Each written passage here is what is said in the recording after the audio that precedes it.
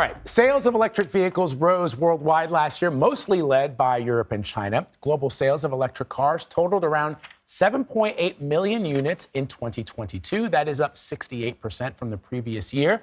U.S. auto manufacturer Chevrolet, which is owned by General Motors, is gearing up to debut its first ever fully electric version of the Corvette. And Marie, I've not been an electric vehicle fan until I saw this photo, the Corvette. It's hot. Yeah, it's very hot. So GM has been already manufacturing electric vehicles, but the race is on to manufacture an all-electric sports car. So here to discuss is Mark Royce. He is the president of General Motors. Joins us now. Mark, good to have you. Thanks for joining us. Morning, and thank you. This is a big day, for Corvette and C8 fans with the introduction of the E-Ray. So, this is an electrified Corvette, which, we've got an E all-wheel drive system in the front axle, and then we've got the LT2 power plant in the rear. So, it's a combined horsepower of about 655 and 160 off the front axle and 495 off the rear. So, 70 years ago, this very day, the first Corvette was introduced at the Waldorf in New York. So it's going in a big renovation right now. So we decided to put it on Rockefeller Center ice, and we did a few closed course expert driver donuts on it just to demonstrate the all-wheel drive system. Cool. But it was quite cool. So it's a very big day for everybody. Let me ask you a question. Corvette is in sort of a special category of cars, Yes. right? It's Yes. not just about. This is a car with a story, with mystique. It's sexy.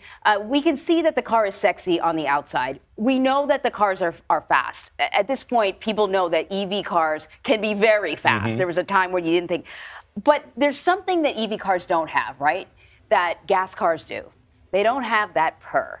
We know that Corvettes, right? It's kind of She's like such a car. No, Yeah, you're my right. dad's a mechanic, I know. right? So I don't know how you would describe the sound of a Corvette, but I think it's something between sort of a roar and a purr. Yes, It's like the 100%. purr of a big cat. Yes. And that's some of the I think things. it's a symphony. I think it's a symphony. I think that's what it is. Right? Is that something you considered when designing this car for those people who are just Corvette, enthusiasts? Are they going to miss that roar? What does this car sound like? Well, this car is a hybridized, a performance hybrid. So what you get, it has stealth mode where the car can actually, operate on electric only, but then over 30, if the throttle is applied over 30% or the car goes over 45 miles an hour, the rear engine, the LT2 V8 fires. And so you can get both in this car, which is, we did think about this and we're very mindful of that. And so this has the best of all worlds. So it's fast, it's got the sound of a Corvette, and it's all-wheel drive, so it becomes, an all year round vehicle, which is very exciting for our customers.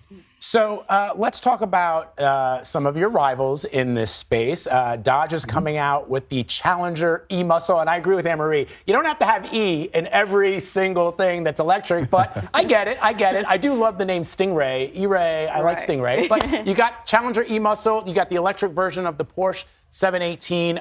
How will you compete against other manufacturers who are looking to jump into this space, specifically sports vehicles that are electric? Well, I think, when we designed the first C8, which is the mid-engine car you see behind me, that architecture and backbone was designed with quite a few variants in mind. So you're seeing the third variant in the C8 story. The first one was the base LT2 Corvette, at a great price point that most people can attain. You see the Z06 that we just introduced here very recently, which is a flat plane crank, really high RPM gasoline engine. Now you see the E-Ray. And if you look at the tunnel in the architecture, it was designed specifically to carry the batteries for the front E all-wheel drive system. I think the architecture is only in its infancy in terms of what it's going to deliver in terms of, different propulsion, different performance, and different excitement for our customers. So we've got a great runway for the Corvette.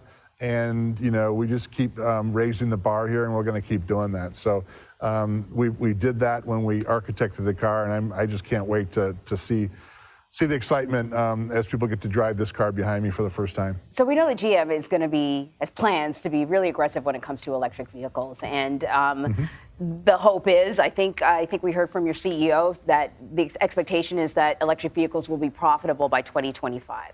But it's not just providing the vehicles at various price points. A lot of the vehicles are really expensive, but that's one thing. The other thing is the infrastructure. You need places to charge it. Right. The batteries, you need access to the batteries being made here in the U.S. Batteries that charge faster. Right now, minimum 20 minutes, but you could be there for 40 minutes charging your vehicle. I want to ask you, what else needs to be done to see the explosion of EV vehicles that GM is predicting? Yeah, I think, and by the way, the industry is really driving and partnering with various different charging companies to do this, and the power utility companies. So there's a pretty massive effort. In fact, GM by itself is installing over 40,000 chargers at places that are near our dealerships in the municipalities. About 90% of the population lives, less than 10 miles away from one of our dealerships. So those 4,000 dealers have a pretty good footprint into everybody's lives that buy and use vehicles. So that's the beginning of it. But I would say, on the speed piece of it, we're one of the few companies that decided 3 years ago to vertically integrate our cell chemistries, our cell packs. Our first cell plant has now come online here very recently in Lordstown, Ohio. The second one will be in Spring Hill, Tennessee, and the third one will be in Lansing, Michigan. So as those cell plants come online, the chemistries are developed in-house and backwardly compatible to all of our electric vehicles. You're going to see things like, 70% of the battery pack in 15 minutes, really big numbers. In fact, some of our cars on the road today are 100 miles in about 10 to 15 minutes. So these charge times are only going to come down.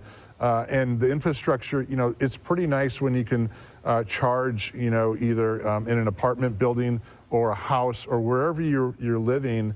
You can plug in and charge, and a lot of people do that. Over 70% of the customers that own an EV are really just topping it off, and if you look at those charge times and that kind of duty cycle, the world is changing very, very fast, and the industry and all the companies are driving that with the power utility companies. And by the way, this is a win-win. People say, oh, the grid can't handle it. That's just not true, because if you look at the cars and trucks that are plugged in, that are storing energy, that may not be taking energy from the grid, those bi-directional charging features of EVs that are going onto the road today enable power companies to take the peaks and level those off, when there's high air conditioning use or whatever that is. They can use those vehicles to go back and forth and use that energy.